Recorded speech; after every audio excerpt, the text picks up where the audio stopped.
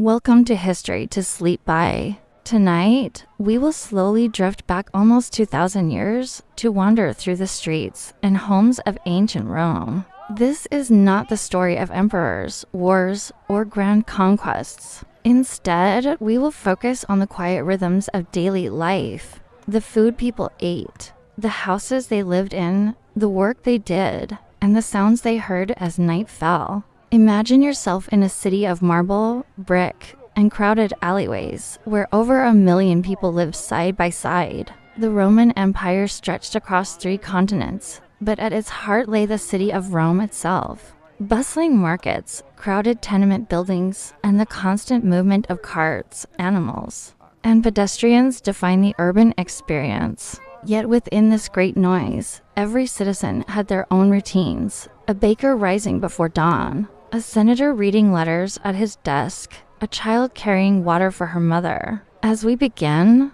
let us picture a quiet morning. The sky is just beginning to brighten, and a faint light touches the rooftops. You step into a narrow street paved with large stones. The air is cool, and you can already hear distant voices. A donkey pulls a cart of vegetables toward the market. Somewhere nearby, a woman is lighting a small fire to warm water. The day in Rome is beginning, and so too does our exploration of daily life. Most Romans did not live in marble villas. Instead, the majority of the city's population crowded into insulated apartment blocks that could rise 4, 5, or even 6 stories high. Built of brick and concrete, many of these buildings were cheaply constructed and prone to fire.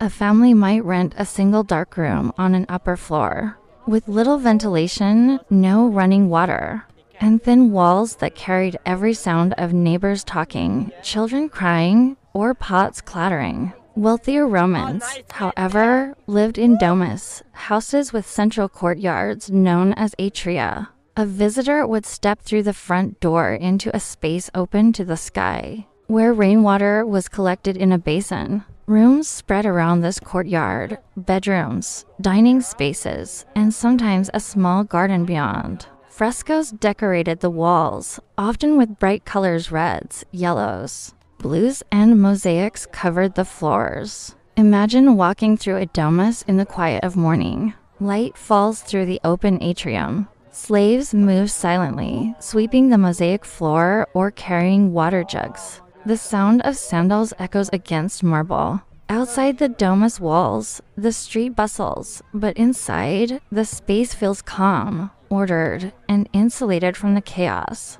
For the poor, life was less comfortable. Tenants in insulae often shared water from public fountains and used communal latrines. Fires for cooking were dangerous, and landlords might forbid tenants from using them on upper floors. Still, even these crowded apartments formed the heartbeat of Rome, filled with shopkeepers, artisans, and families who gave the city its energy.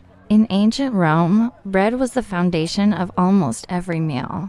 Grain was so essential that the government organized regular distributions of wheat to citizens, ensuring that the city's population did not go hungry. Families would take their share of grain to local bakeries, where massive communal ovens baked hundreds of loaves each day. The bread itself varied in quality. The wealthy might enjoy fine white bread made from carefully sifted flour, while the poor received loaves that were darker, rougher, and filled with bits of husk. Yet even this basic bread was considered a blessing, eaten at nearly every meal.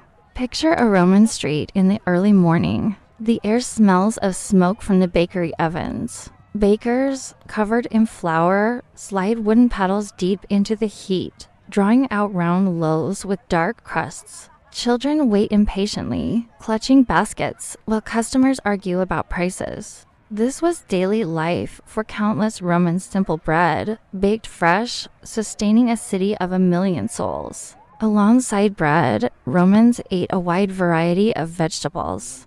Lentils, chickpeas, onions, and cabbages were staples, often boiled into stews. Olive oil flavored nearly every dish, while garlic and herbs added simple but powerful taste. Fruits were prized when in season: figs, Grapes, apples, and pears appeared in markets, their colors brightening wooden stalls.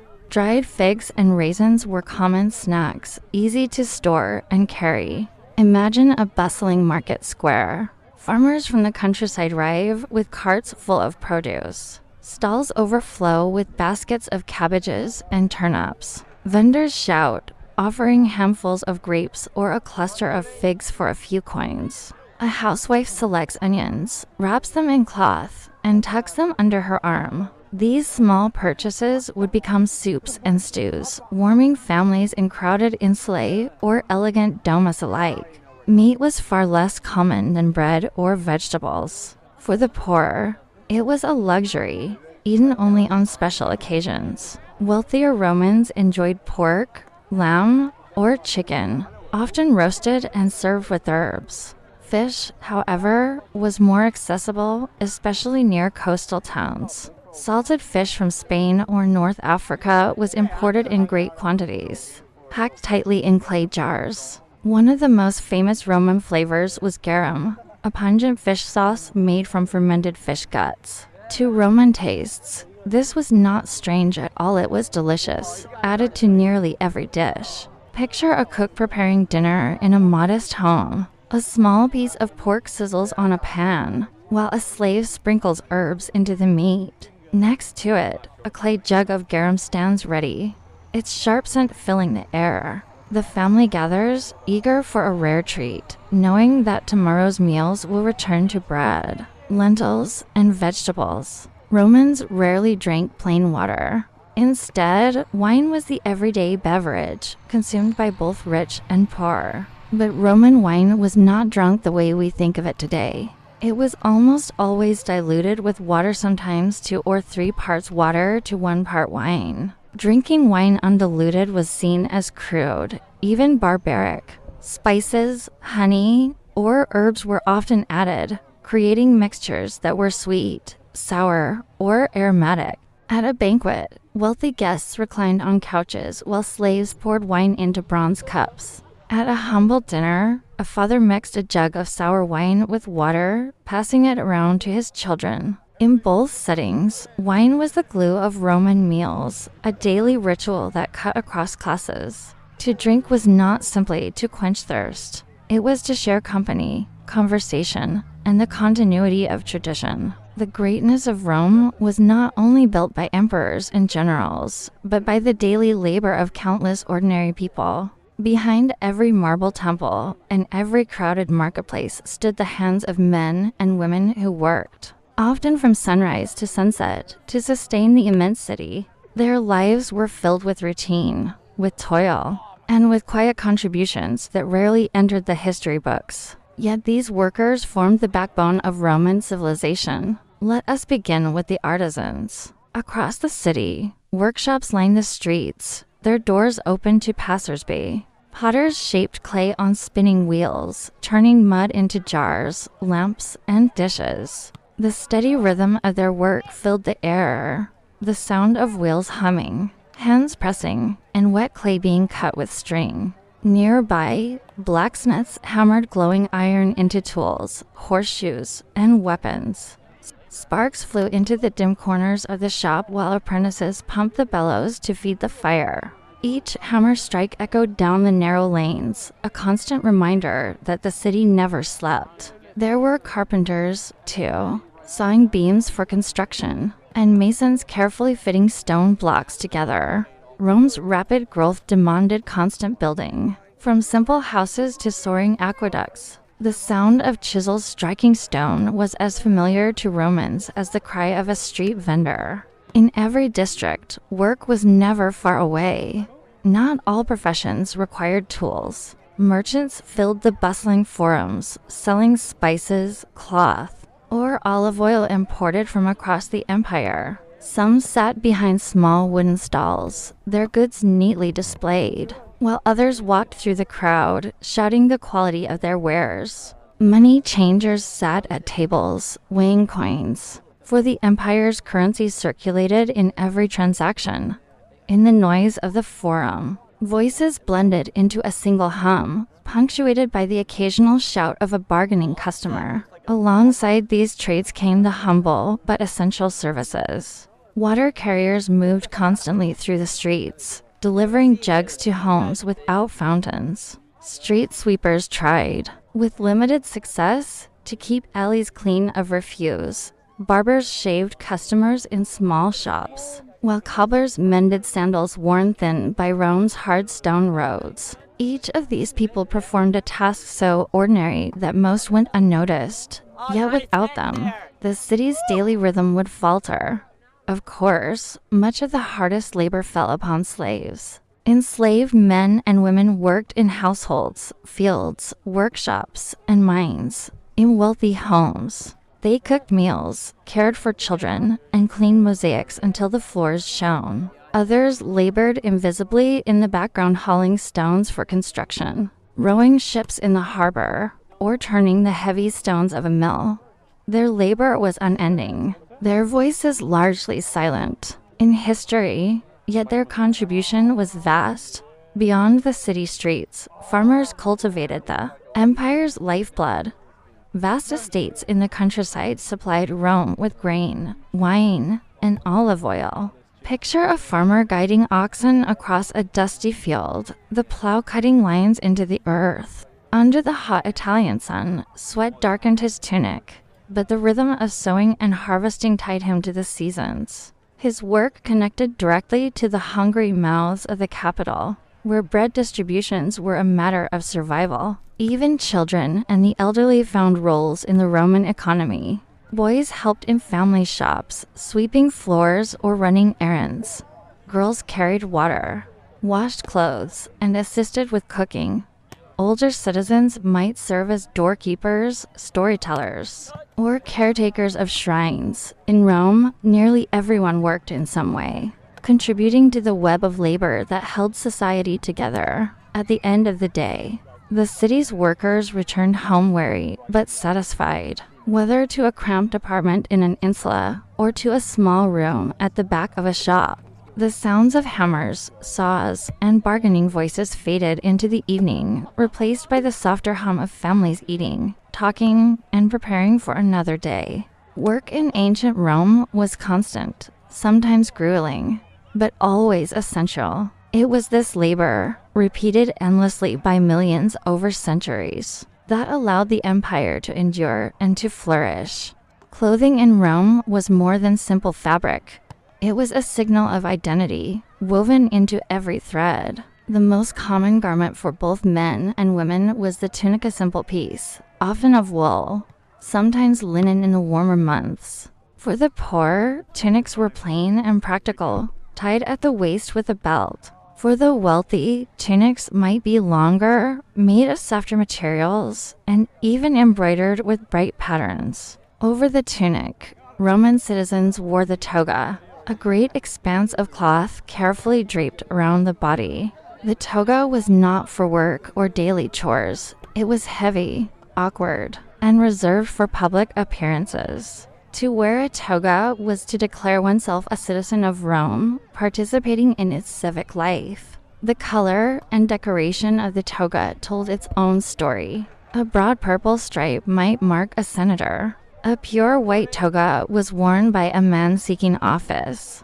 A darker toga might suggest mourning. Women, on the other hand, often wore the stola, a long dress, sometimes with a mantle draped over the shoulders. Hair and grooming carried their own importance. Roman men usually kept their hair short, and barbers' shops were scattered through the city. The scrape of razors and the murmur of conversation filled these small rooms, as men discussed politics, neighbors, or gladiator games. For women, hairstyles were far more elaborate. Some wore their hair in simple braids, while wealthier women arranged curls piled high, often with the help of slaves who specialized in styling. Pins of bone, bronze, or ivory held these creations in place, and perfumes from distant lands added a final touch of refinement. Cosmetics, too, played a role. White powders brightened the complexion, while rouge added color to the cheeks. Eyes were darkened with kohl, and rings or earrings gleamed in lamplight. Even in the crowded tenements, where life was difficult, a touch of perfume or a carefully pinned braid gave a sense of dignity and beauty. As day moved forward, the people of Rome sought not only to work, but also to rest together and to enjoy moments of leisure. One of the most beloved places in the city was the public bathythermi. These great complexes were more than places to wash, they were centers of social life. Imagine walking through the broad doorway of a Roman bathhouse. The sound of voices echoes against marble walls. Water splashes into pools, and steam drifts upward. For a small fee, men and women, though usually in separate spaces or times, could enjoy the sequence of rooms. The frigidarium with its cool water, the tepidarium warmed to a gentle heat, and finally the caldarium, where hot steam opened pores and soothed weary muscles. Slaves might rub scented oils into the skin, while friends exchanged news, gossip, or plans. Even those who could not afford the grand thermi might find a smaller bathhouse nearby, for the culture of bathing spread through every level of Roman society. To bathe was not merely to clean the body, but to join the rhythm of community, to feel part of the vast city. Entertainment in Rome took many forms. In quiet moments, families gathered at home to listen to music, flutes, lyres, and drums, or to hear stories passed down from elders. Children played games with nuts, dice, or carved figurines. In the streets, jugglers and performers entertained small crowds for a handful of coins. But the grand spectacles, the ones that stirred the heart of the city, were found in its theaters and arenas. The theater brought comedy, tragedy, and farce to Roman audiences. Actors wore masks and declaimed lines that echoed across the seats. Audiences laughed, cheered, and sometimes jeered at the performance. For Romans were never shy in their opinions. And then there were the games, the spectacles of the Colosseum and the Circus Maximus. Gladiators fought in the sand, their movements sharp and swift, the clash of steel echoing under the bright sun. Chariots thundered around the racetrack, horses straining, wheels rattling as the crowd roared. For the poor, these games were gifts of the state, offering bread and entertainment as a release from daily struggles. For the wealthy, they were displays of power, prestige, and tradition. And yet, not every Roman sought the roar of the crowd. Many found pleasure in gardens, in quiet walks, or in evenings with friends. A meal shared, a story told, a song sung softly in the lamplight. These were the small treasures of daily life, as meaningful as any grand arena. Religion touched every corner of Roman life. To the people of Rome, the gods were not distant figures, but constant presences who watched over the city, the household, and even the smallest daily actions. Each family kept its own rituals, performed not in grand temples, but in the quiet corners of their homes. Inside many Roman houses stood a small shrine, the Narration. Here, painted figures of guardian spirits, the lares, and penance watched over the family. Offerings of wine, bread, or a few drops of oil were placed before them, a simple gesture of gratitude and hope. Each morning, as the household stirred, someone might pause at the shrine, whispering a prayer for health, safety, or prosperity. Beyond the household, Rome itself was a city filled with sacred spaces. Temples to Jupiter, Juno, and Minerva rose high above the streets, their columns gleaming in the sun. Priests tended fires and conducted ceremonies, ensuring the favor of the gods for the empire. Festivals filled the calendar days when business paused, garlands hung from doorways, and processions wound through the city. Music, incense, and chants filled the air, uniting the people in shared belief. Superstition ran alongside formal worship. Romans paid attention to omens, the flight of birds, the pattern of thunder, or the words of chance strangers. Many carried charms against the evil eye, small amulets shaped like hands, phalluses, or animals, tucked discreetly into clothing or hung around the neck. Fortune tellers and soothsayers offered glimpses into the future. They are both scattered through markets and side streets. For the traveler, Rome must have seemed like a city alive with signs and symbols. Each doorway marked with protective figures, each street corner holding a small altar. Even in the poorest insula, a candle might flicker before a painted figure, reminding all who entered that the gods were watching. As the day wore on and shadows grew long, the spiritual life of the city blended seamlessly with the practical. Farmers prayed for good harvests, merchants for honest trade, soldiers for victory, and mothers for the health of their children. The gods of Rome were woven into every hope, every fear, every moment of daily existence. But religion was not only about solemn rituals. Festivals often turned into celebrations filled with food, laughter, and games. During Saturnalia, for example, roles where reverse masters served their slaves, gifts were exchanged, and merriment spread through the streets. Lamps burned through the night, and music echoed as families feasted together. For a brief time, the ordinary rules of society gave way to joy. As night settled over Rome, temples remained quiet and watchful, their stone columns catching the moonlight. A traveler walking past might hear the faint whisper of prayers carried on the cool air. In this city of marble and shadow, the presence of the divine was never far away. Rome was never truly silent. From sunrise to well past nightfall, the city breathed with sound. Imagine standing in the middle of a narrow street, your ears filled with layers of noise. Donkeys brayed as they pulled carts piled high with firewood. The iron wheels of wagons clattered against the paving stones. Vendors called out, their voices sharp and rhythmic, offering figs, bread, or olive oil to passersby.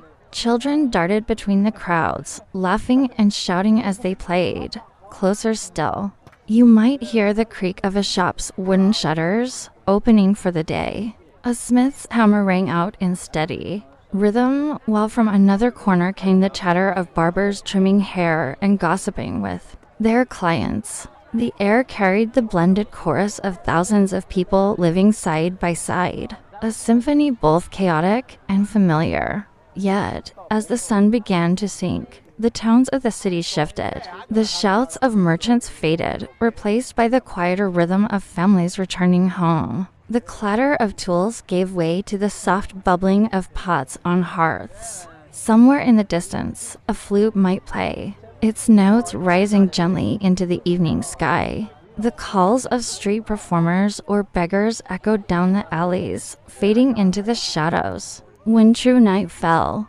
Rome grew darker and more uncertain. Oil lamps flickered in doorways, their glow too weak to push back the heavy dark of the alleys. In wealthier districts, torches lit the entrances of villas, while in the crowded insulae, a single lamp might serve for an entire stairwell. The streets were not always safe after dusk. Without the constant bustle of daytime, thieves and gangs prowled in search of opportunity. The watchmen of the city carried lanterns and staves, but they were few, and danger lingered in the unlit corners. Still, for many Romans, the night was a time of gathering. Taverns filled with laughter and the clink of cups. Friends shared wine, telling stories by lamplight. Families huddled together in their cramped rooms, eating the last of the day's bread and speaking softly before sleep. Outside, the murmur of voices drifted through open windows, mixing with the rustle of wind through tiled roofs. Imagine lying on a simple bed in a Roman insula. Through the thin walls, you hear the muffled sounds of neighbors settling in the cough of an old man, the wail of an infant, the quiet lull of a mother's song. From the street below rises the call of a late vendor, one last attempt to sell his wares before silence falls. Above it all, the distant cry of dogs breaks the calm, followed by the fading steps of a patrolman. Slowly, the city exhales, its millions of voices softening into the rhythm of sleep.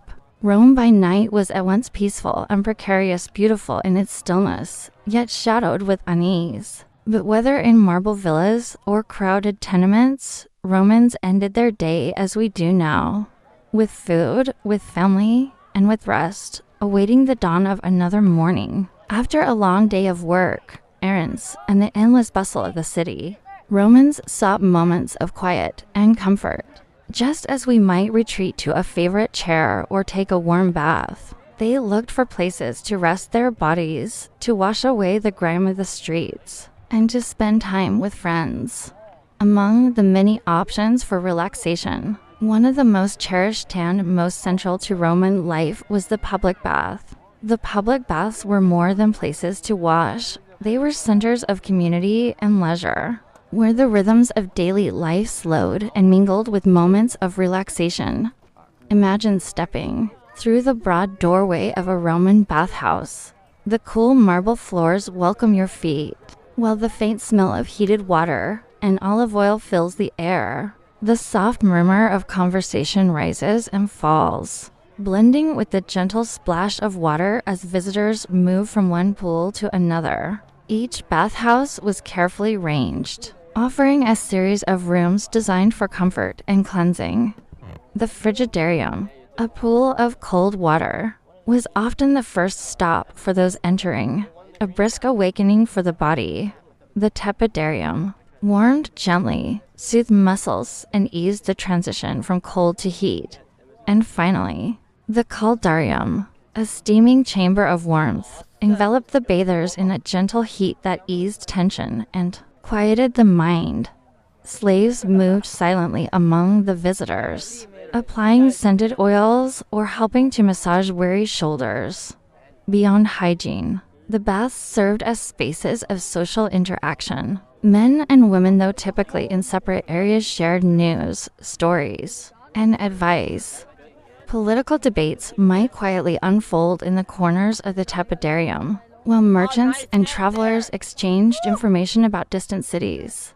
Some read from scrolls, or studied, letting the gentle rhythm of water and steam provide a backdrop to learning. Even the smallest gestures, a shared smile, the careful placement of an oil flask created a sense of connection among strangers, tying them together in the quiet intimacy of the baths. The design of the bathhouses reflected both function and beauty.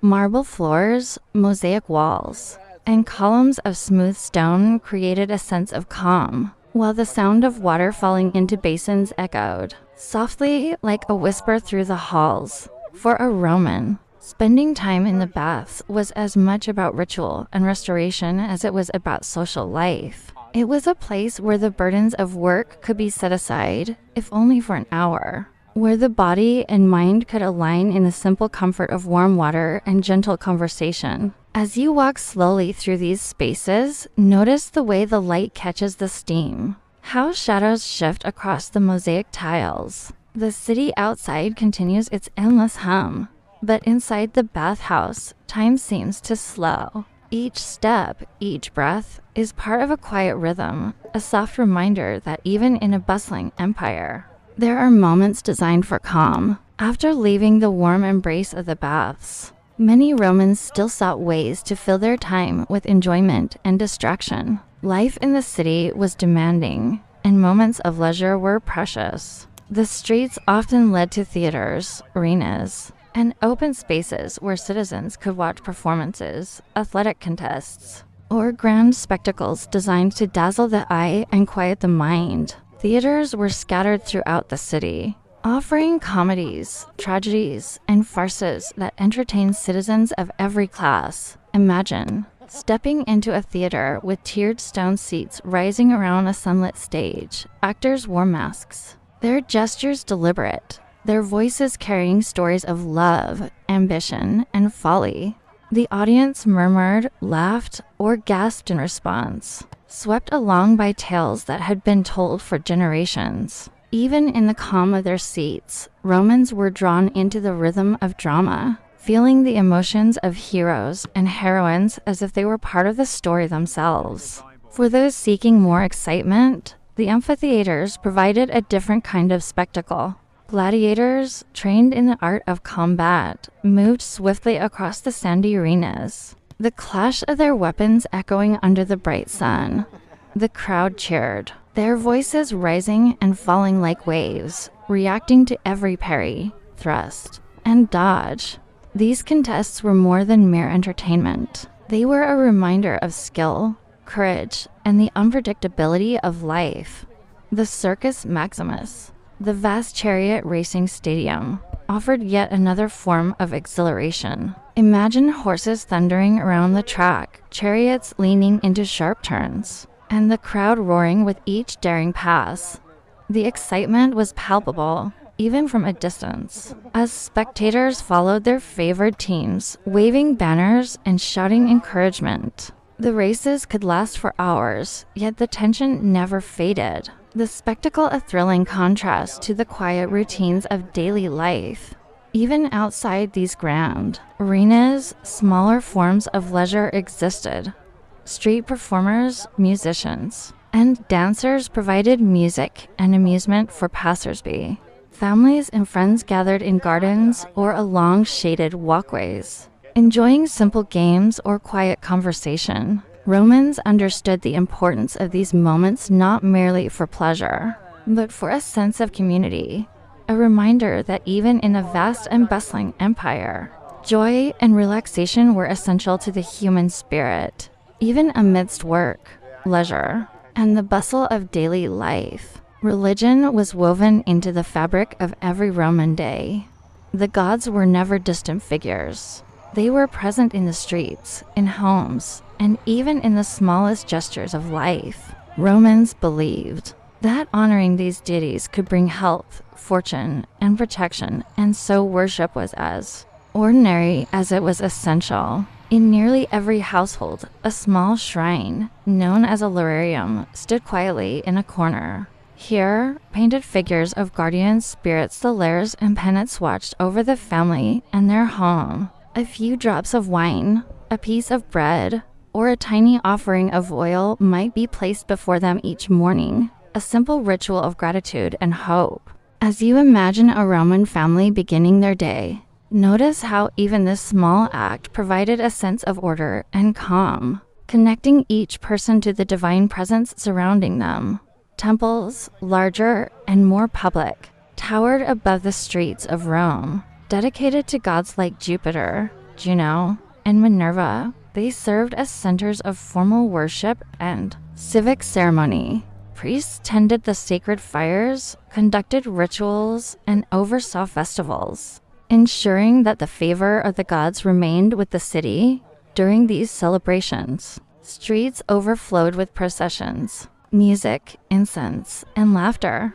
For a few hours, the ordinary life of the city merged with the sacred, and Romans of all classes shared in the spectacle.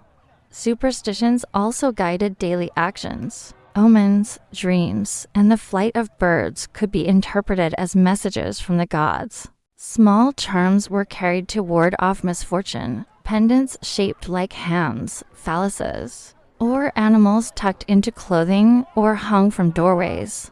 Fortune tellers and soothsayers offered glimpses of the future, their advice sought by merchants, soldiers, and citizens alike. Even in moments of rest or leisure, the presence of the divine was never far. Farmers prayed for abundant harvests, parents for the health of their children, and merchants for honest trade. The gods were intertwined with life, subtle yet powerful, a gentle reminder that every action, no matter how small, mattered in the eyes of those who watched over Rome. As the day continued, the streets of Rome pulsed with the constant rhythm of commerce. Markets, known as fora, were the heart of trade, buzzing with the voices of merchants, artisans, and citizens exchanging goods, news, and gossip. Imagine stepping into a busy market square. Wooden stalls overflowing with vegetables, fruits, and spices, the bright colors of produce contrasting with the warm tones of stone buildings. Merchants called out their wares, their voices rising above the hum of the crowd. A vendor might display olives glistening with oil, figs bundled in neat clusters, or small loaves of bread, freshly baked. Customers paused, ran their fingers over the goods, and haggled gently, negotiating prices with a calm rhythm that seemed almost musical in its repetition. Even the clink of coins had a certain cadence, as money changers weighed and counted currency for the day's transactions. Artisans added another layer to the market's life. Potters shaped clay into jugs, lamps, and plates, the soft drum of spinning wheels and cutting tools blending with the chatter around them. Metalworkers hammered bronze and iron into tools, nails, or decorative items, while weavers displayed finely spun cloth, its colors catching the light. Each trade had its own rhythm, a gentle harmony of work and sound that defined the character of the city. Smaller, more personal services filled the streets as well. Barbers shaved and trimmed hair in shaded corners. Cobbler shops smelled faintly of leather, as sandals and boots were repaired for the passing crowd. Water carriers moved steadily from fountain to home, their footsteps soft but constant, ensuring that life continued smoothly in every household. The market was also a place of social connection. Friends met, neighbors exchanged news, and travelers paused to ask directions or inquire about prices. For Romans, commerce was not only about necessity, it was part of the city's rhythm, a daily reminder that the lifeblood of Rome depended as much on the quiet work of ordinary people as on the grandeur of temples or palaces. As evening fell, the market gradually emptied. Stalls were packed away, coins were counted, and the clatter of daily trade gave way to softer sounds, the distant laughter of children, the shuffle of feet returning home, and the gentle echo of voices through the streets. In this way, the city's commerce wove seamlessly into the larger tapestry of Roman life, a quiet yet essential heartbeat of the empire. The streets of Rome were alive with movement from sunrise to sunset. Cobblestones underfoot echoed with the sound of sandals, the clatter of wooden wheels, and the steady beat of hooves on stone. Imagine walking down a narrow street, flanked by tall insulae, the smells of cooking wafting through open windows, and the hum of conversation surrounding you. Carts loaded with goods rumbled past, drawn by oxen or mules, their drivers calling out as they navigated the crowded lanes. Merchants and artisans carried their wares from one corner to the next, while children darted between pedestrians, laughing and chasing each other in the sun. Even the wind played its part. Rustling banners hung across the streets, creating a soft, constant whisper above the city's chorus. Public transportation was limited, but the city was full of options for those who could afford them. Wealthier Romans might ride in litters carried by slaves, reclining comfortably while a steady procession of steps echoed behind them. Others walked, often stopping to exchange greetings, news, or small favors with neighbors. The streets were also a place of work. Water carriers, sweepers, and delivery boys moved in constant rhythm, performing the essential services that kept the city functioning. Graffiti and inscriptions adorned walls, offering glimpses into the thoughts and humor of everyday Romans. Short messages, advertisements, or even playful insults provided another layer of life to the city's thoroughfares. These small marks, combined with the textures of stone, wood, and brick, made every street unique, telling stories that travelers, locals, and historians alike could read centuries later. At night, the city changed again. The noise of daytime activity softened, replaced by the occasional shout or clatter of a late cart. Lanterns flickered in doorways, casting long shadows across the alleys. Dogs barked, distant voices carried, and the city seemed to breathe more slowly, as if preparing itself for the calm of night. Yet even in darkness, the streets never truly slept, a reminder that life in Rome was constant, layered, and alive in every corner. In ancient Rome, childhood was both a time of learning and preparation for the responsibilities of adult life. Imagine a quiet morning in a Roman home, children sweeping the floors, fetching water, or carrying small bundles for their families. But amidst these chores, education was a vital part of growing up. Young boys and girls often began their studies at home, taught by parents or private tutors. They learned the basics of reading and writing, practicing letters on wax tablets with small styluses. Numbers, simple calculations, and memorization of poems and stories were also important, laying the foundation for both daily life and future work. Discipline was strict, yet the lessons were intertwined with practical knowledge that children would need to navigate the city streets, manage households, or conduct business. For wealthier families, formal education extended beyond the home. Boys might attend schools where they studied literature, rhetoric, and philosophy, preparing them to speak confidently in public or take part in civic life. Tutors guided them carefully, helping them memorize speeches and understand the laws, history, and customs of Rome. Girls, while often educated at home, learned the skills needed to manage a household, including weaving, cooking, and overseeing servants, but also sometimes reading and basic literacy.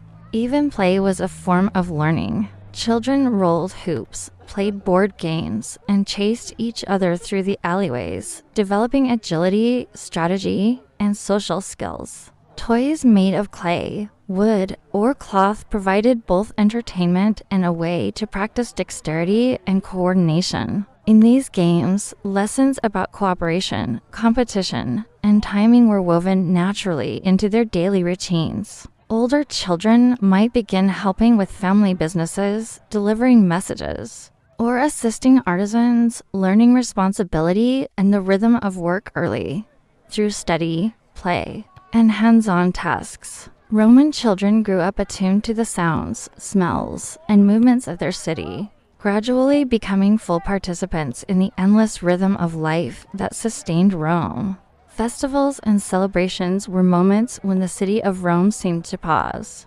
allowing its citizens to step away from daily routines and immerse themselves in music, color, and ritual. Imagine walking through streets adorned with banners and garlands, the air filled with the scents of incense, baked goods, and flowers. The sounds of drums, flutes, and voices mingled, creating a soft, constant hum that guided the rhythm of the city. Religious festivals honored the gods, marking important dates in the calendar and ensuring the favor of the divine. Sacrifices, processions, and prayers were performed with careful attention, blending solemnity with communal joy. Citizens of all classes took part. Families carried offerings. Children followed with small lanterns or toys, and neighbors exchanged greetings and laughter as they moved toward the temples. Public holidays brought the opportunity for entertainment. Temporary stages might be erected in plazas for plays, dancers, or musicians, and arenas were prepared for spectacles of skill and courage. Even the humblest citizen could experience a moment of grandeur, feeling the shared energy of a crowd caught in collective awe or amusement. Markets slowed as people gathered, and the usual clatter of daily life softened, replaced by a gentler, more jubilant rhythm. Some festivals were deeply seasonal, tied to the cycles of planting and harvest. Farmers, merchants, and citizens alike celebrated the bounty of the earth with feasts, dances, and games. In the evenings, families gathered around small fires, sharing stories and food, or wandering through lantern-lit streets to watch the processions pass.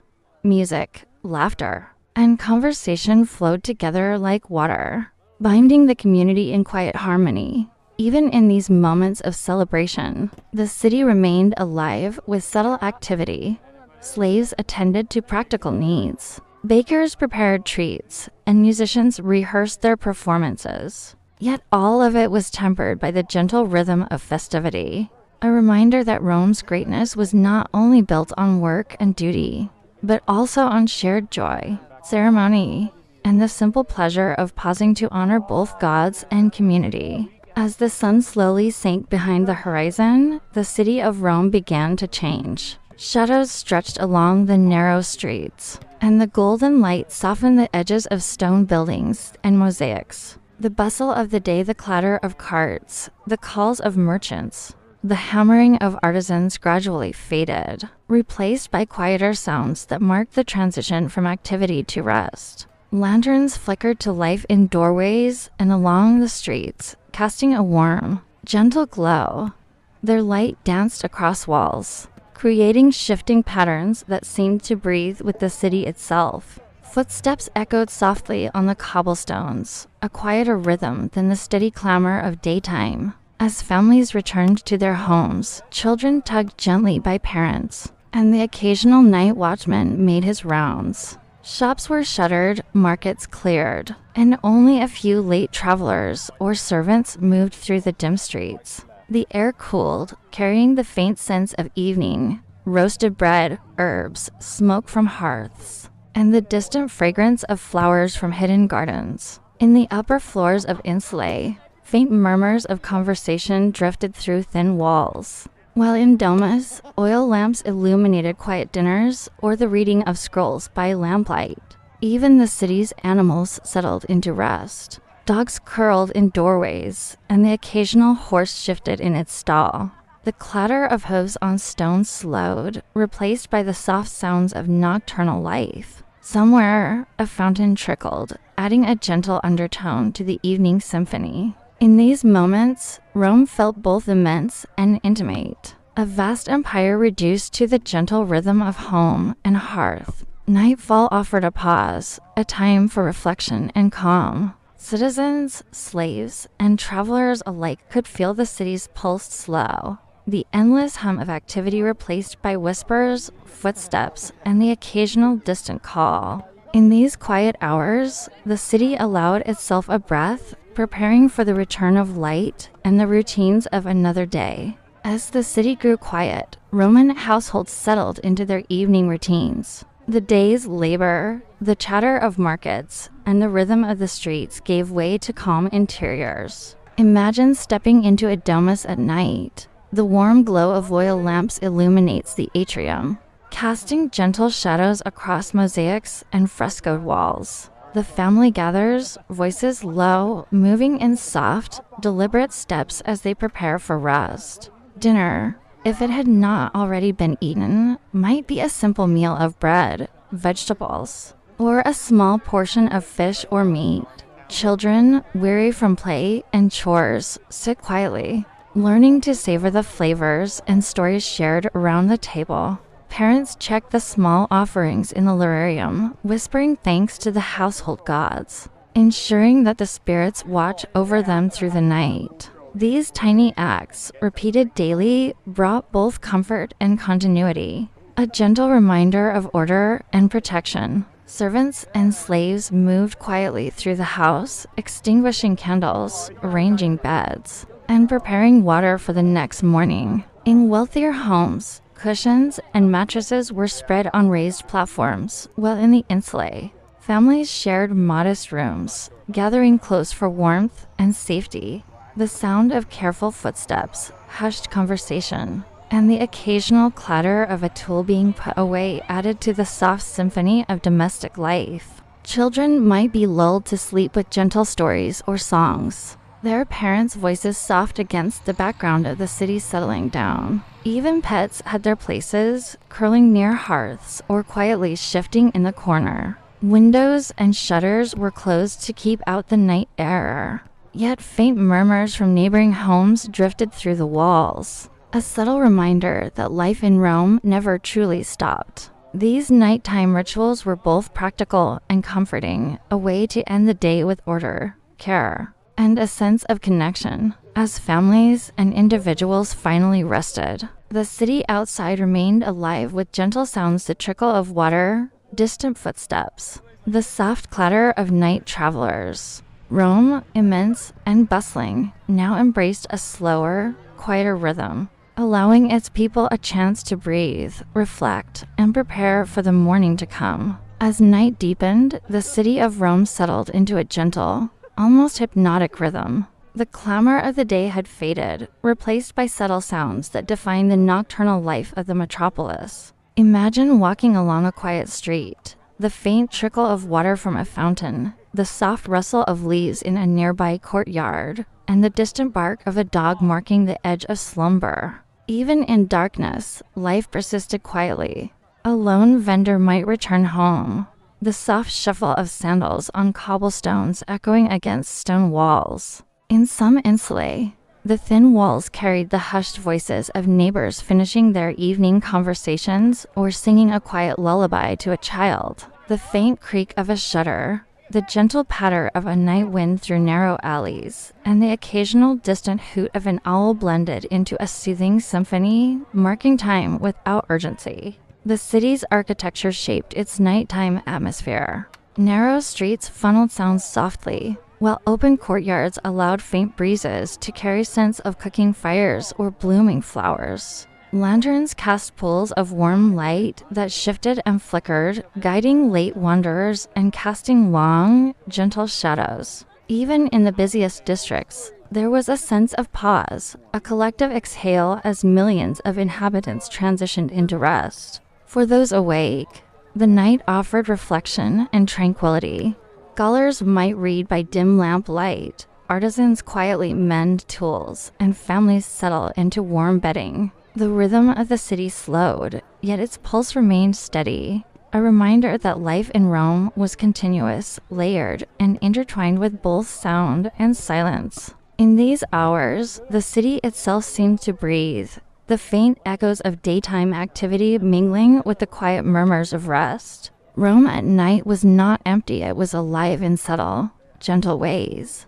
A comforting presence for those within its walls, wrapping the city in calm and allowing its people to drift toward dreams, ready for the return of sunlight and another day in the eternal city. As night deepened and the city quieted, Romans prepared for rest, each household following familiar routines that brought comfort and calm. Imagine a family in a modest insula or a grand domus, the lamps dimmed, the day's tasks completed, and the spaces gently transformed into places of rest. Beds varied according to wealth and status. In wealthier homes, mattresses stuffed with wool or feathers rested on wooden frames, covered with soft linens. Curtains or drapes might enclose the sleeping area, offering privacy and warmth. In more modest apartments, families shared simple bedding on mats or straw-filled mattresses, gathering close for comfort and safety. The tactile textures of linens, blankets, and cushions provided a final, quiet rhythm to the day, a soothing contrast to the hard stone and bustling streets of the city outside. Before sleep, Romans might perform small rituals to ensure a peaceful night. Oil lamps were extinguished, small offerings to household gods were made, and doors were secured. Children were lulled with quiet songs or gentle stories, their imaginations blending with the calm shadows of the room. In some homes, pets curled near the hearth or at the foot of the bed, adding warmth and gentle companionship. Even in the smallest apartments, the act of lying down and closing one's eyes carried a sense of continuity. Families reflected on the day, whispered hopes for tomorrow, or simply allowed the steady quiet to lull them into sleep.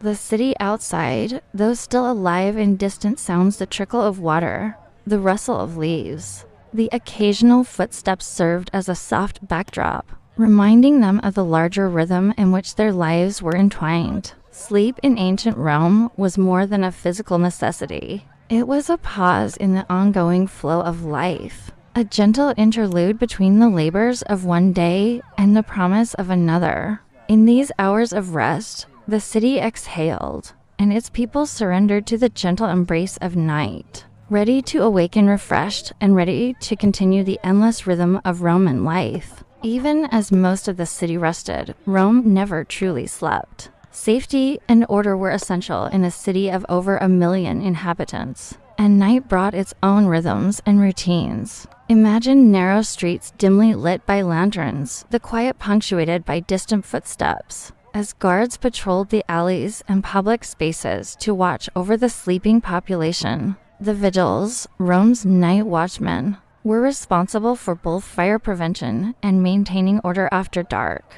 Dressed in simple tunics and carrying lanterns or small weapons, They moved steadily through the neighborhoods, their presence both practical and reassuring.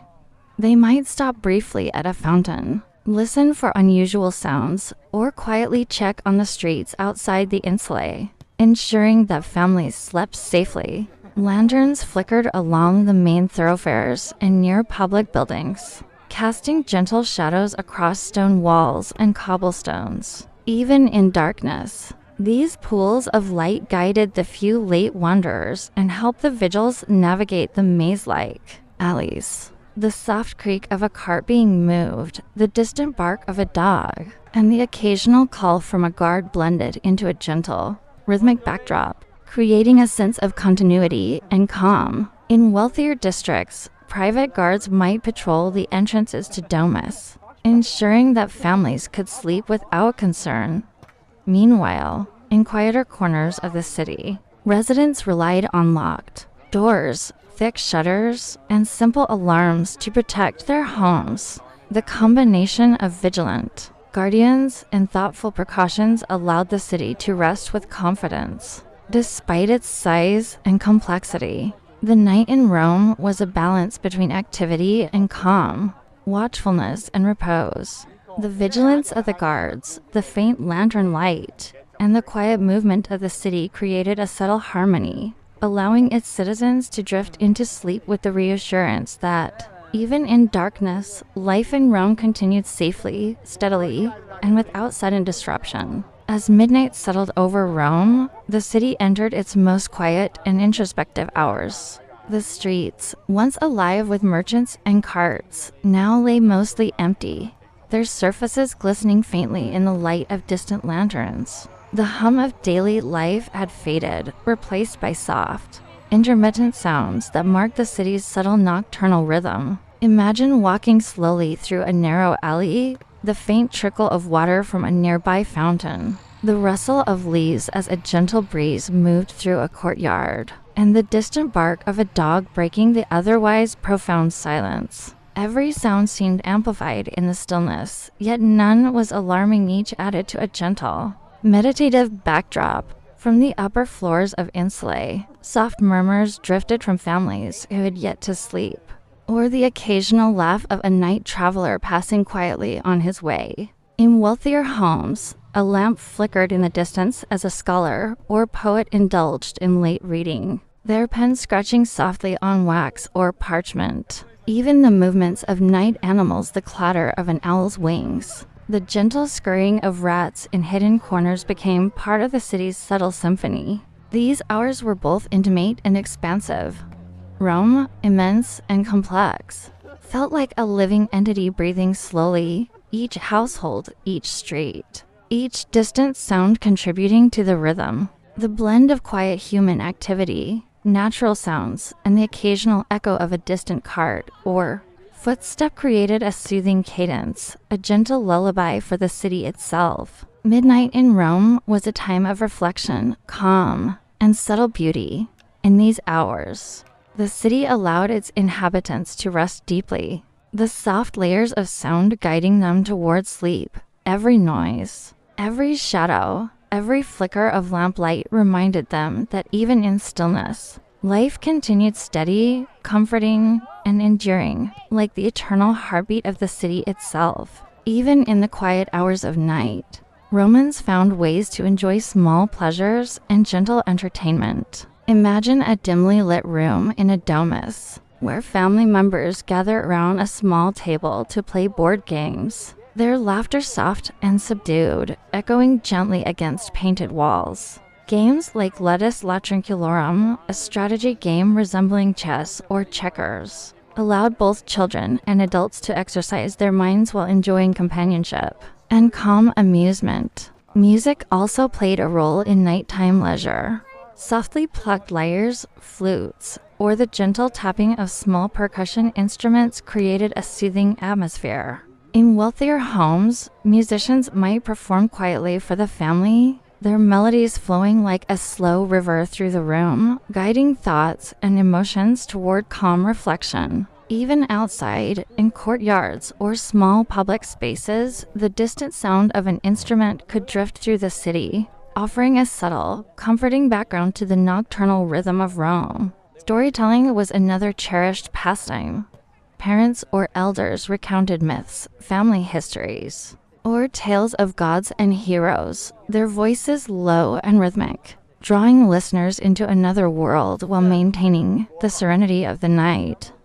These narratives were not only entertaining, they connected generations, imparted values, and offered gentle lessons amid the comfort of familiar voices. Even the simplest of activities, like folding linens, repairing a sandal, or arranging the atrium for the next day, became part of the calm nighttime routine, blending utility with a quiet, meditative satisfaction. In every home, small rituals and understated pleasures allowed Romans to end their day with a sense of peace and continuity. Nighttime entertainment in Rome was never loud or chaotic. It was subtle, measured, and intimately woven into the fabric of domestic life. In these gentle moments of play, music, and storytelling, the city and its people shared a quiet harmony, allowing the mind to relax, the body to rest, and the spirit to drift toward the dreams that awaited with the coming dawn.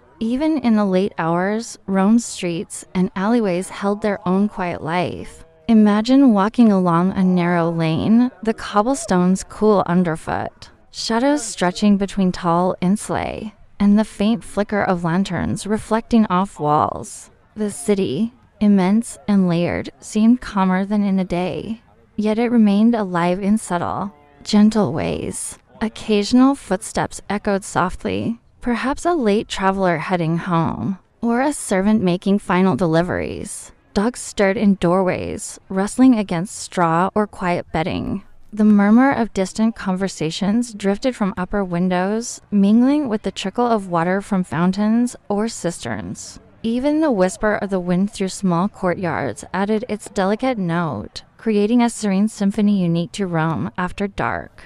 Street corners might host the occasional lingering shopkeeper, carefully checking that shutters were secure, or a night watchman pacing slowly, lantern in hand. These small presences offered reassurance, a sense of continuity and order within the vast network of streets. Alleyways that were crowded and bustling by day now invited careful exploration, each turn revealing the subtle rhythms of nocturnal life, a faint laugh, a soft creak of a gate, the gentle patter of a rodent, all blending into a soothing tapestry of sound. Even in the busiest districts, the city's architecture shaped these experiences. Narrow passages channeled sounds softly. Open courtyards allowed distant noises to drift like gentle melodies, and lanterns cast shifting patterns of light and shadow, guiding the imagination as well as the feet of anyone still awake. Rome at night was not empty, it was alive in subtle,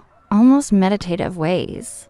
Its streets and alleyways, normally full of activity and noise, now breathed gently, inviting both residents and wanderers to move slowly, listen attentively, and experience the city in a quiet, reflective, and deeply calming state, perfectly suited for rest and introspection. Even after the sun had set, some corners of Rome's markets and shops remained quietly alive. Picture a small street near the Forum or a side square, where a few late vendors carefully ranged goods under the soft glow of lanterns. These were not bustling scenes of the day, but gentle pockets of activity that blended seamlessly into the calm of the night. Bakers might prepare dough for the next morning, kneading it with rhythmic, quiet motions, their hands dusted with flour. Fishmongers cleaned their wares under dim light, while small stalls sold dried fruits, olives, and herbs, carefully stacked to catch the lantern glow. The occasional customer, perhaps a servant or night worker, walked softly between stalls, exchanging a few whispered words or coins, their movements almost ceremonial in the hush of evening. Merchants and shopkeepers worked with a quiet diligence, mindful of the stillness around them. The soft clink of coins, the gentle rustle of cloth, and the subtle scrape of a knife cutting vegetables or meat became part of the city's nocturnal melody. Even at night, commerce was a thread that kept Rome connected, sustaining both families and neighborhoods while blending effortlessly with the city's serene atmosphere. The combination of lantern light, quiet conversation, and slow, purposeful work created a soothing rhythm. Sounds were softened by the distance, the narrow streets, and the gentle folding of daily tasks into evening routines. In this way, night markets and small shops offered more than goods. They offered a sense of continuity, the calm reassurance that life in Rome persisted, even in darkness. As you imagine these scenes, the city feels alive yet peaceful, full of gentle movement, soft sounds, and a sense of quiet purpose. Rome at night was a living tapestry, woven from both activity and rest, where even the smallest gestures contributed to the enduring rhythm of the eternal city. Water was a constant companion in the life of Rome,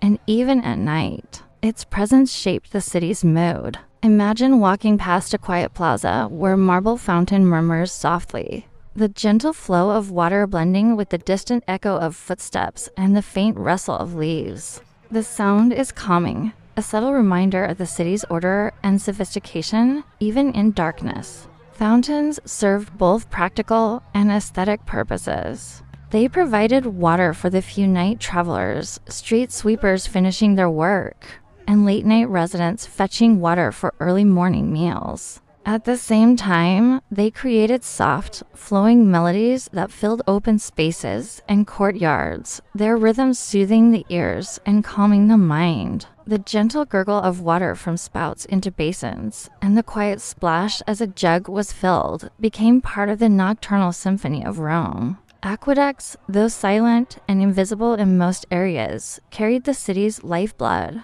supplying these fountains and cisterns with fresh water. Even in the dark, the knowledge that water flowed steadily through the city's veins added a comforting sense of continuity and stability. It was as if the city itself breathed, its pulse marked by the endless, gentle movement of water. In homes, courtyards often featured small basins or fountains, their gentle trickle accompanying evening conversations, soft music, or quiet reading. The sound created a meditative atmosphere, encouraging reflection and rest. In public spaces, fountains added life to otherwise empty streets, offering both light and gentle sound to guide those still moving through the city. Rome's water, flowing day and night, was more than a necessity. It was part of the city's soul. At night, it contributed to a sense of calm, a quiet order, and a gentle, continuous rhythm that wrapped around the streets, alleys, and homes, inviting all who heard it to pause, breathe, and drift into the serenity of the Roman night. Even at night, Rome's temples and sacred spaces held a quiet presence, a subtle reminder of the divine woven into the fabric of daily life. Imagine walking past a small temple tucked between taller buildings, its marble steps bathed in the gentle glow of oil lamps. The faint flicker of light reveals statues and altars, casting long, soft shadows that invite contemplation and calm. Although the majority of ritual activity occurred during the day, some priests and attendants maintained the sanctity of these spaces at night. Lamps were tended, incense might burn quietly, and offerings were checked or replenished. The air carried a faint aroma of burning oil, herbs, and wax, adding a delicate layer of scent that complemented the hushed atmosphere. These subtle actions ensured that the gods watched over the city even in darkness, maintaining continuity and protection for all who slept within Rome's walls. Private households also performed small, nightly rituals in their Luraria, the domestic shrines found in nearly every home. Families might whisper thanks for the day's blessings, light a small lamp, or leave a simple offering of food. These quiet gestures were soothing, creating a sense of connection between family, gods, and the larger rhythm of the city. Children learned to pause, bow, or speak softly, integrating respect for the divine into their nightly routines. Even distant temples, grand structures in the forum or along major streets, contributed to the serenity of night. Their silent columns, shadowed statues, and empty altars evoked a sense of permanence and order. They were reminders that Rome's life was sustained not only by its people, but also by traditions, beliefs, and devotion that stretched across centuries. Nighttime in Rome was, in this way, a blend of the earthly and the sacred. The quiet streets, the soft flicker of lamps, and the gentle presence of temples and shrines all worked together to create a comforting, contemplative atmosphere. In the stillness, citizens could feel a connection to the divine, a reassurance that the city, its people, and its gods moved together in harmony, even as they slept. Even in the heart of the city, nature whispered its presence at night. Imagine walking along a quiet street in Rome, where the soft rustle of leaves in small gardens and courtyards adds gentle music to the evening air. The distant croak of frogs near hidden fountains or cisterns, the flutter of nocturnal birds, and the occasional rustle of small animals moving through the shadows blended seamlessly with the human sounds of the city at rest. The wind played softly among the tall buildings and narrow alleys, carrying scents of nearby markets, cooking fires, or blooming flowers. It whispered through open courtyards and atria, creating a subtle, moving rhythm, as if the city itself were breathing. Even the gentle ripple of water from fountains and aqueducts harmonized with these natural sounds, producing a tranquil symphony that encouraged reflection and calm. From the rooftops, one might hear the flap of pigeons settling for the night or the distant hoot of an owl, perched in a secluded corner. Small creatures, rats, cats, and dogs moved quietly across stones and through shadowed corners, their faint movements adding texture rather than disturbance to the nocturnal soundscape. These natural sounds were intertwined with the city's human rhythms, creating a layered environment that was both alive and peaceful. They reminded Romans of the world beyond stone and brick, of life continuing in quiet corners, and of the subtle connections between people and the natural rhythms that surrounded them. Nighttime in Rome, enriched by these gentle natural sounds, was a time of calm and continuity. Each whisper of wind, trickle of water, or soft animal movement contributed to a soothing environment, encouraging inhabitants to relax, breathe deeply, and drift toward sleep, wrapped in the serene embrace of the eternal city. Even after sunset, Rome sometimes came alive with soft celebrations and quiet ceremonies, especially during festivals or religious observances. Imagine a night where the city's usual calm is punctuated by gentle lights, soft music, and the muted chatter of those participating in a communal event. Lanterns swing softly along streets, illuminating banners, statues,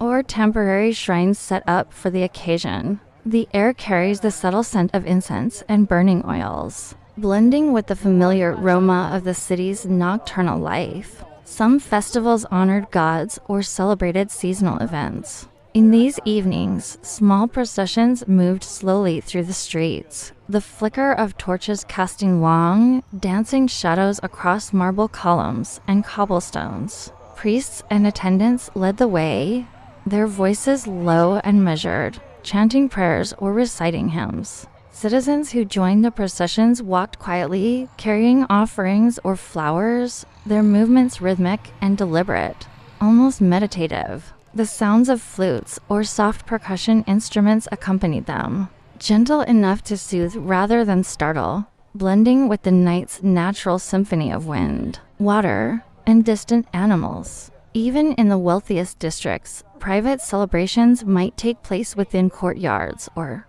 atria. Families gathered to mark a special occasion, a birthday, a wedding anniversary, or a religious feast. The light of oil lamps flickered across mosaics and frescoed walls, and soft laughter, whispers, and music floated through open windows. Children listened attentively to stories or gentle songs, absorbing the quiet joy of these moments. Servants moved quietly among the rooms, ensuring comfort without disturbing the calm. Public spaces, like temples or squares, sometimes hosted nocturnal ceremonies that were slower, calmer versions of daytime events. The night added a layer of solemnity as participants moved thoughtfully, aware of the city's sleeping rhythm around them. Every chant, every careful step, and every flicker of light became part of a collective meditation, reminding Romans that even in leisure or celebration, life moved with grace, order, and gentle beauty.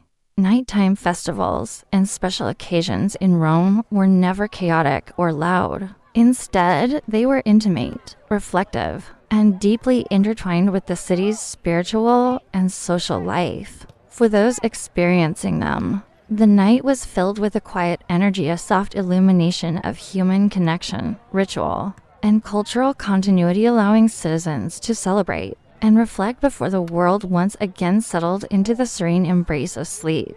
Even as the city slowed, food remained an important part of nightly life. Imagine a modest Roman kitchen illuminated by the soft glow of oil lamps, the faint smell of simmering herbs and bread filling the air.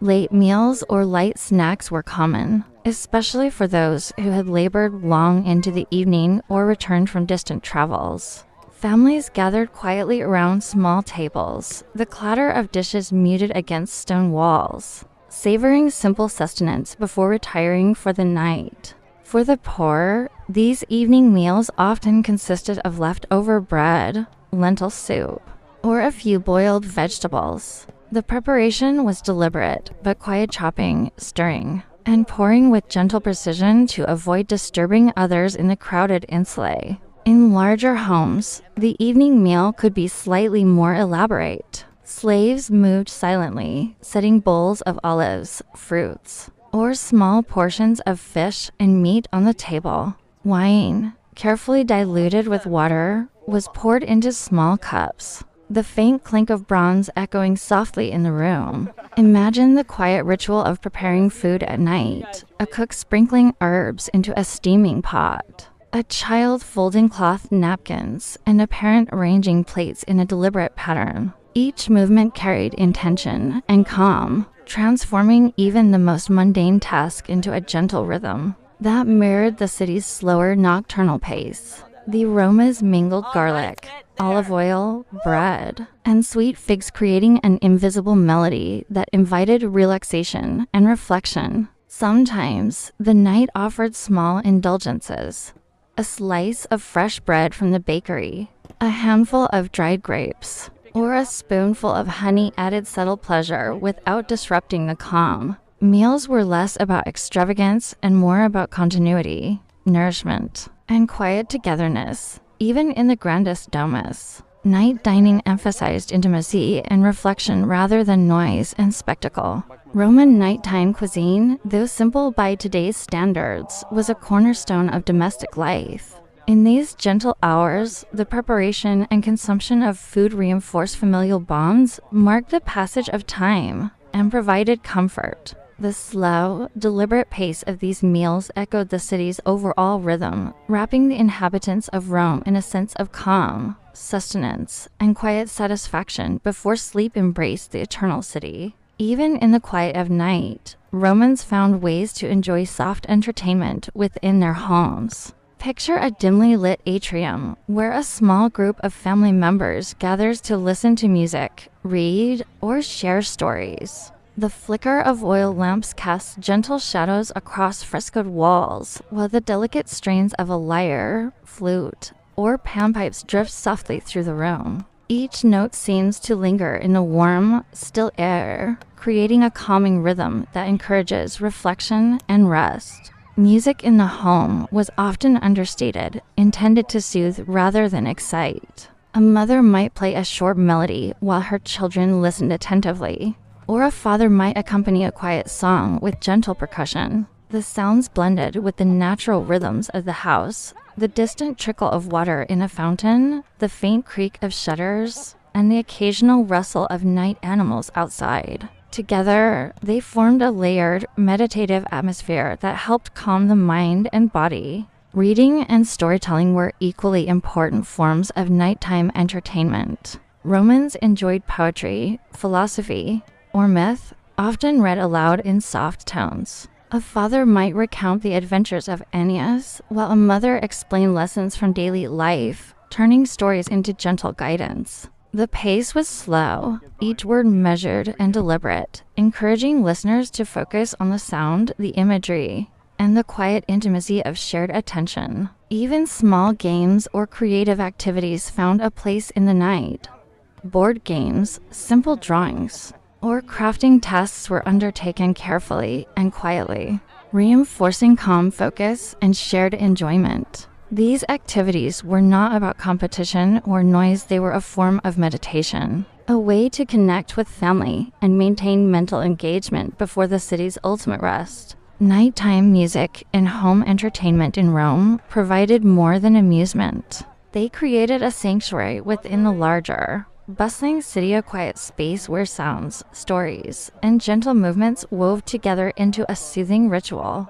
In this environment, families could relax fully, enjoy companionship, and slowly drift into the serenity of sleep, surrounded by the comforting rhythm of the eternal city. Even in the quietest hours, some Romans still wandered the streets, creating subtle social rhythms that complemented the city's nocturnal calm. Picture a narrow alley softly lit by the glow of oil lamps, where a few neighbors exchange whispers as they return from evening errands. Or perhaps a scholar steps lightly on cobblestones after a night of reading and reflection.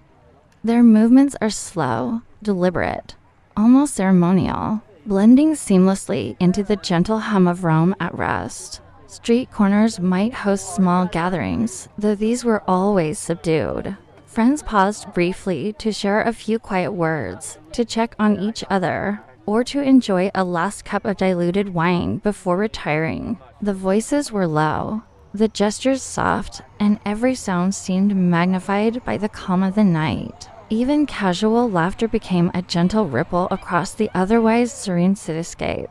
Lanterns and small torches guided travelers through winding alleys, their light casting long, dancing shadows that shifted slowly with each step. The interplay of light and shadow added a layer of intimacy and calm, revealing glimpses of mosaics, low walls, and potted plants while leaving other areas in gentle darkness. Animals added their own subtle notes, the soft patting of a cat, the occasional bark of a dog, or the flutter of pigeons settling on roof tiles. These faint sounds became part of the city's nocturnal orchestra, soothing and meditative. Even commerce occasionally persisted in quiet forms. A night baker finishing loaves for the next morning, or a watchman making final rounds, contributed to a rhythm of purposeful calm. There was no hurry, no clamor, only the measured, reassuring presence of life continuing steadily even in darkness. Nighttime social life in Rome was a balance of human connection and contemplative stillness. Each soft word, careful step, and gentle gesture reinforced the feeling that the city, though vast and complex, moved together in harmony. For those who wandered or simply listened from windows, the nocturnal streets offered a gentle, enveloping sense of calm, connection, and quiet continuity perfectly suited to guide the mind toward rest and sleep. As the first light of day stretches across Rome, the city slowly stirs from its night-long slumber. Imagine the sky softening from deep indigo to pale lavender, the edges of marble rooftops catching a faint, golden glow. The air is cool and still, carrying the subtle sense of dew, distant smoke from early fires, and the lingering fragrance of night-blooming flowers. The streets are quiet, yet the gentle murmur of the city waking begins to emerge in soft, measured rhythms. The first sounds of dawn are delicate and almost imperceptible. A dog stirs in a corner, shaking itself awake. Birds begin their soft calls, filling courtyards and rooftops with a tentative melody. Somewhere, the faint trickle of water from a fountain or cistern blends with these early notes, creating a serene soundtrack that signals the arrival of morning. The city seems to breathe slowly, inhaling the new light, exhaling calm, and inviting its inhabitants to begin their day gradually. Shadows retreat as sunlight brushes against walls and columns, revealing the textures of cobblestones, the glimmer of bronze fixtures, and the intricate mosaics in open courtyards. The transformation is subtle yet mesmerizing, as if the city itself is stretching and yawning, shaking off the quiet of night while welcoming the possibilities of a new day. Early risers, bakers, water carriers, or servants begin their tasks softly, moving with purpose yet careful to preserve the stillness. The clatter of a wooden cart or the scraping of a shovel is gentle, measured, part of the waking rhythm rather than a disruption. Every sound, every movement is magnified by the calm of the early hour, forming a soothing, meditative pattern that sets the tone for the day. Dawn in Rome is not sudden or dramatic. It is a gradual, tender unfolding of light, sound, and life. The city awakens slowly, offering its citizens the chance to observe, breathe, and move in harmony with the rising sun. In these quiet moments, the eternal city feels intimate and serene, inviting all who witness it to settle into its gentle rhythm and carry that calm into the hours ahead. As the sun climbs higher, faintly brushing the rooftops, the first vendors quietly prepare their stalls. Imagine wooden carts being pushed along cobblestone streets, baskets of fresh vegetables, fruits, and baked bread arranged with care under the gentle morning light. The aroma of warm bread and simmering foods mingles with the cool morning air,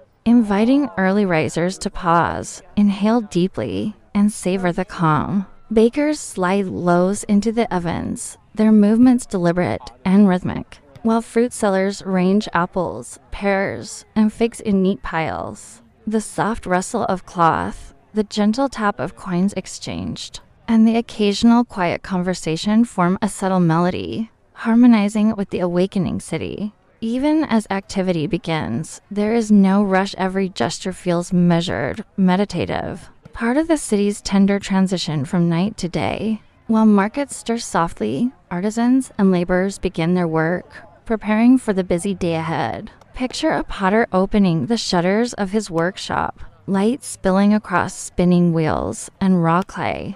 The first sounds of gentle tapping and kneading echo softly, blending with the distant calls of morning birds. Blacksmiths stoke the embers of their forges, hearing the subtle crackle and hiss of fire awakening. Carpenters measure and saw timber carefully, each stroke deliberate and measured. These early efforts are not hurried. They form a quiet rhythm, a symphony of craft that carries the city into daytime without disturbing its calm. Even in labor, there is serenity, every movement purposeful, every sound contributing to the gentle orchestration of Rome at dawn. Inside homes, families awaken gradually.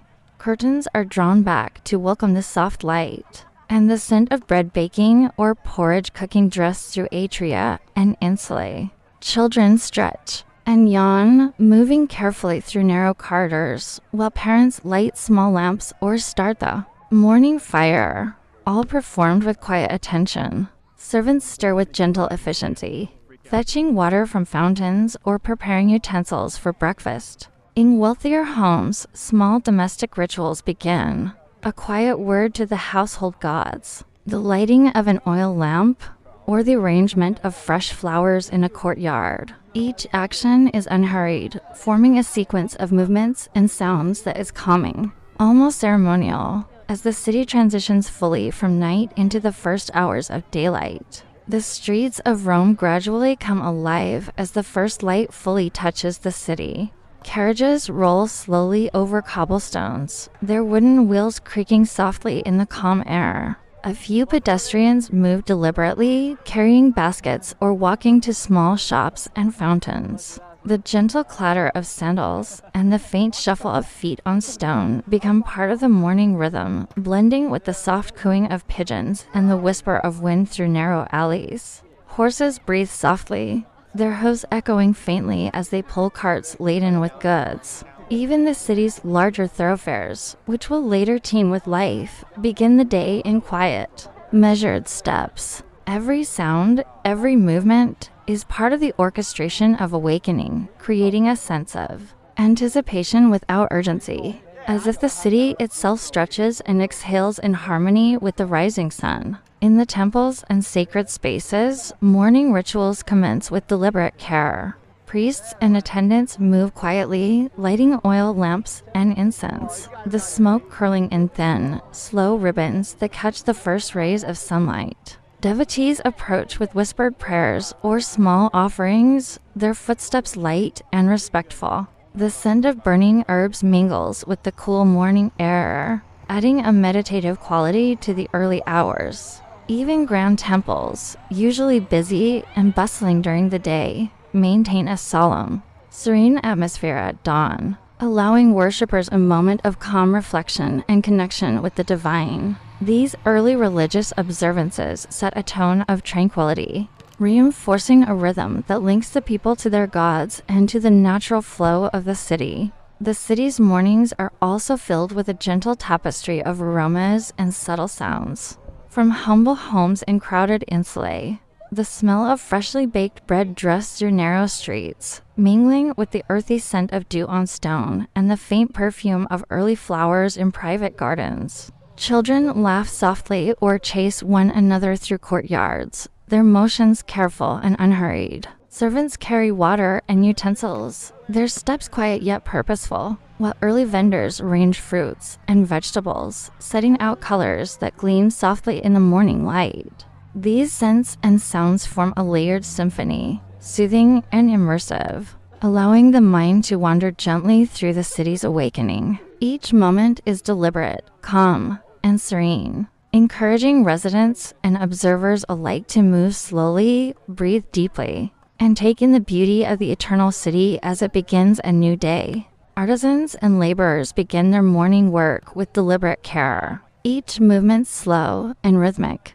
In a small workshop, a potter kneads clay, shaping it carefully on a spinning wheel as sunlight filters through the open shutters, catching the moist surface of the forming vessels. The soft tapping and scraping of tools against raw materials creates a gentle percussion that blends naturally with the waking city. Blacksmiths stoke their fires, the embers glowing softly as they hammer and shape metal, the sparks rising slowly before fading into the morning air. Carpenters measure and saw with precise, measured strokes, the faint scent of fresh-cut wood mingling with the aroma of burning oil and earth. Even the humblest trades cobblers repairing sandals, scribes preparing wax tablets, and street vendors setting out wares participate in a quiet, collective rhythm. Each sound, each motion, though small, contributes to the harmonious awakening of Rome,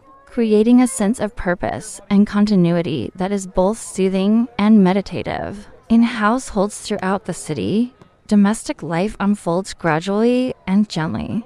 Curtains are drawn back to welcome the soft light, and small fires or lamps are tended with careful attention. Children move quietly through corridors, stretching and yawning, while parents carry out morning rituals fetching water, preparing breakfast, or offering quiet words of guidance. In wealthier homes, courtyards are swept, flowers ranged, and small offerings made to the household gods, the Lauraria glowing softly in the early sun. Servants move with subtle efficiency, ensuring that tasks are completed without disturbing the calm atmosphere. Every gesture is measured, almost ceremonial, contributing to a sense of order and serenity. The gentle hum of domestic activity merges seamlessly with the distant sounds of streets and workshops, forming a layered environment that is comforting, immersive, and perfect for easing the mind into the rhythm of the day. As the city continues to awaken, preparations for the day's markets and social gatherings take shape. Farmers and traders begin bringing fresh produce, grains, and goods from the countryside. There are carts rolling slowly along cobblestone streets. The air is filled with delicate scents of fruits, bread, and herbs, mingling with the faint aroma of earth and morning dew. Vendors range their wares with care, checking baskets of figs, grapes, vegetables, and olives. Their movements deliberate and gentle. The soft clink of coins, the quiet shuffle of feet, and the distant murmur of conversations create a harmonious pattern that fills the city without overwhelming its calm. Even as commerce prepares to take root, there is no rush. Every gesture, every sound, every scent contributes to a serene, measured orchestration of life, allowing Rome to awaken slowly, beautifully, and in perfect harmony with the rising sun. In the early hours, temples across the city come alive with quiet devotion. Priests and attendants move with measured precision, arranging incense, lighting oil lamps, and preparing offerings before the gods. The delicate curl of smoke rises slowly, catching the first rays of sunlight filtering through open doorways and colonnades. Worshippers arrive gradually, their steps soft on the stone floors, their voices lowered to gentle whispers of prayer and gratitude.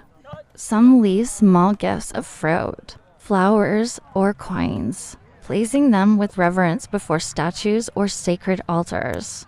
The sounds of soft chanting, the faint rustle of robes, and the occasional toll of a distant bell create a meditative rhythm, soothing and contemplative. Here, in the sacred spaces, the city's spiritual heartbeat becomes tangible, inviting all present to move, breathe, and think slowly, to reflect and absorb the calm of the divine before the full bustle of the day begins. Children, too, find their place in the quiet morning hours. In wealthier homes, tutors or parents guide young learners through lessons in reading, writing, and arithmetic. The tone gentle, patient, and measured. Tablets are traced carefully with styluses, letters forming slowly as fingers press and guide each stroke. In more modest homes, older siblings teach younger ones practical skills carrying water, preparing food, or learning household routines, always performed quietly and with care. Outside, some children chase one another softly in courtyards, their laughter muted by walls and careful movements. Each small activity is deliberate, contributing to a sense of order and nurturing, creating an environment where learning, play, and responsibility coexist in harmony with the peaceful morning rhythm of the city. As mid-morning approaches, the streets slowly fill with a gentle liveliness. Artisans continue their work, now joined by traders and citizens moving purposefully toward the forums, baths, or public squares. The air is filled with the soft chorus of human activity, the scrape of carts over stones, the gentle murmur of conversation, and the faint clatter of coins exchanging hands. Dogs stretch and trot alongside their owners, birds flutter above rooftops, and the scent of fresh produce, baked bread, and brewing oils mingles with the warming air. Even in this gradual increase of activity, the pace is measured and calm, each sound and motion part of a natural orchestration. Rome awakens fully, yet it does so with elegance and rhythm, each inhabitant moving in quiet accord, allowing the city to breathe and the mind to wander through the serene, timeless patterns of daily life. As the city progresses into mid-morning, bathing rituals begin to occupy a gentle rhythm of life. Public baths, or thermae, slowly open their doors to early visitors, offering warmth, quiet conversation, and cleansing. Imagine stepping into a large hall where the air is soft with steam, carrying faint scents of oils, herbs, and warm stone. Patrons move carefully across smooth floors, dipping into pools of varying temperatures, tepid, warm, and hot, each immersion a soothing experience for the body and mind. Slaves and attendants move with subtle grace, preparing oils, strigils, and towels. Their movements deliberate and unobtrusive. The soft splash of water, the murmur of low voices, and the echo of footsteps in vaulted halls create a calming symphony. Even in these communal spaces, a sense of order, ritual, and serenity prevails, inviting bathers to relax, reflect, and gradually prepare themselves for the day ahead. Meanwhile, workshops and artisans reach a quiet peak of productivity, their morning tasks unfolding with deliberate care. Potters shape clay on spinning wheels, the moist material responding under their skillful hands. Blacksmiths hammer and shape metal over glowing embers, sparks rising briefly before fading, the rhythmic sounds blending with the city's ambient hum. Carpenters saw and plane timber with precise movements, while cobblers stitch and repair sandals, their fingers tracing careful, practiced patterns. In every shop, the mingling scents of wood, metal, oils, and clay fill the air, forming an invisible melody that complements the visual rhythm of hands moving in synchrony. Each action, though mundane, feels purposeful, a meditation in motion, reflecting the steady heartbeat of a city where craft and care intertwine to sustain daily life. At the same time, morning meals and social interactions weave a soft, invisible thread across neighborhoods. Families gather around small tables, porridge steaming gently in bowls, bread sliced carefully, olives and fruits ranged with quiet care. In wealthier homes, meals may include eggs, cheese, and wine diluted with water, all presented with a calm elegance that mirrors the broader serenity of the streets. Conversations are low, deliberate, and measured, blending with the ambient sounds of workshops, fountains, and animals. Neighbors pause briefly to exchange gentle greetings, while children eat and prepare for their day under the watchful, patient gaze of elders. The combination of shared sustenance, quiet talk, and attentive gestures creates a gentle harmony, reinforcing both community and calm. Every scent, sound, and movement contributes to a sense of peaceful order, allowing the city and all who inhabit it to rise fully into the day with a sense of rhythm, balance, and tranquility. The first rays of dawn slip gently across the horizon, dissolving the darkness that had cloaked the world for hours. It is not a sudden change, but a slow unveiling, as if the earth itself breathes lighter with every hint of light. The sky softens from deep indigo to fragile shades of lavender and rose, like watercolor washed across a vast canvas. Shadows stretch and reshape themselves, revealing contours of trees, rooftops, and hills that moments before were only imagined. In this fragile in-between moment, everything feels pause time holds its breath, and you sense the quiet promise of a new beginning, unspoiled and infinite. As the light strengthens, the air seems to awaken alongside it. The faint chill of the night lingers, crisp against the skin, but it carries with it the freshness of renewal. Birds stir in the branches, their early calls scattered like tiny sparks igniting the silence. Each note seems to welcome the day, weaving a delicate music that joins with the rustling of leaves and the distant hum of life returning.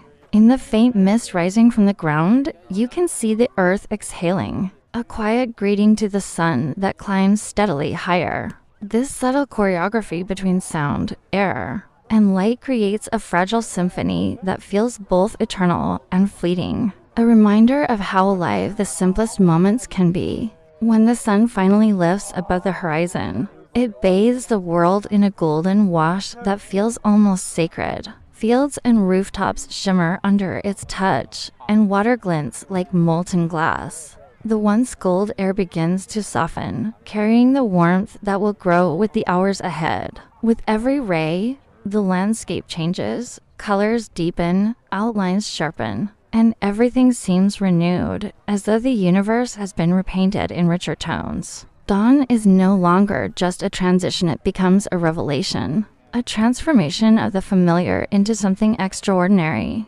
Standing within it, you cannot help but feel that each sunrise is a gift, a silent invitation to step forward into what is yet to come. As the horizon slowly surrenders to the brilliance of the rising sun, we realize that every dawn carries with it more than just the light of a new day. It carries the promise of renewal, the certainty that no night, no matter how long or heavy, can last forever. The darkness that once held its grip begins to dissolve, replaced by the tender warmth of morning. In that fragile yet powerful moment, the world seems to whisper a universal truth. We are always given another chance to begin again. The first rays of sunlight do not merely illuminate the earth, they awaken it. Trees stretch as if reaching for something higher, rivers shimmer with an almost sacred clarity, and the sky paints itself in colors that exist only for a fleeting instant before fading into day. Within this symphony of renewal, we to find ourselves invited to rise, to breathe, to step forward into the unknown with courage and hope. The dawn does not demand perfection. It only asks that we embrace the possibility of becoming more than we were yesterday. And perhaps that is the greatest gift of morning, the reminder that each of us holds within our hearts the same light that now spills across the world. Just as the sun ascends, we are capable of lifting ourselves from shadow into brilliance. Each sunrise becomes a quiet but undeniable declaration that life is not static. It is a constant unfolding, a ceaseless rebirth. So as we watch the world awaken, let us remember that we, too, are part of this eternal cycle. Every dawn is not only the birth of a new day, but also the gentle invitation for our own awakening, a chance to shed what no longer serves us and to step into the fullness of who we are meant to be.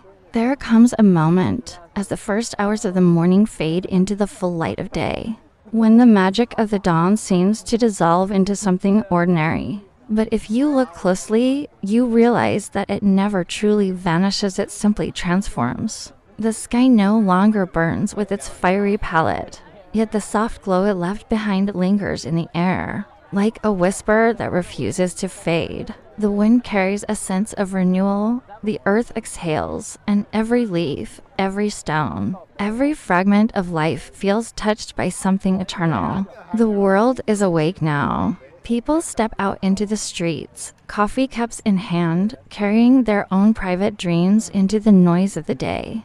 Yet those who witness the sunrise know they carry something different inside them, a secret light, a reminder that beauty can rise out of silence, that beginnings are always waiting for us, even in the darkest nights. It is a truth that belongs to those who are willing to stop, to watch, and to feel. And so, as the sun climbs higher, stretching its golden reach across the sky, we realize the dawn was never just about the sky changing colors. It was about us, about how we change when we allow ourselves to be still, when we let the first light seep into us. Morning is not simply the start of another day. It is proof that renewal is always possible. The night returns, yes, but so too will the sunrise. Always. History has always been more than a collection of facts and dates. It is a living tapestry woven from the stories of people who came before us, who laughed, who cried, who fought, and who dreamed. Each era carries with it echoes of courage and whispers of fear, leaving behind lessons that continue to resonate through time. And here, together, we revisit those echoes, not to memorize them, but to feel them. There is something almost magical in the way history unfolds when told in the stillness of the night. In these quiet hours, the clamor of the present fades, and the voices of the past seem closer, clearer, almost within reach. The stories become companions, guiding you gently toward rest, while at the same time feeding your imagination. What makes this journey so unique is that it allows us to see ourselves, reflected in centuries long gone. A general facing impossible odds, a philosopher searching for meaning, a simple villager living their daily life. Each of them mirrors a part of who we are. To explore their lives is to explore ourselves, and in doing so, we find both comfort and perspective. And perhaps that is why history can be so soothing. While the world outside may feel uncertain, the past reminds us that humanity has always carried on, always found a way forward. Knowing this brings a kind of peace, a reassurance that even in chaos, life continues and beauty persists. So, as you listen, as you drift deeper into calm, let these stories hold you. Let them remind you that you are part of something vast, something timeless. The lives that came before us are not gone, they are alive in memory. Alive in the stories we choose to tell, and alive in us. And if you have found comfort in these words, if the past has helped you find rest in the present, then this is only the beginning. There are countless more tales to share, each one waiting to unfold in the dark of night, each one ready to guide you gently toward dreams. This channel exists to bring that experience to you night after night, story after story. Here, history is not a dusty record, but a living presence, one that helps you unwind, reflect, and finally let go of the day. Together, we can continue to explore the wonders of the past, finding not only knowledge, but tranquility. So, if you wish to journey further with us, if you want more nights filled with the calming power of history, then join us. Subscribe to History to Sleep By, and let this timeless world of stories become part of your nights. The past is waiting, and it has so much more to tell you.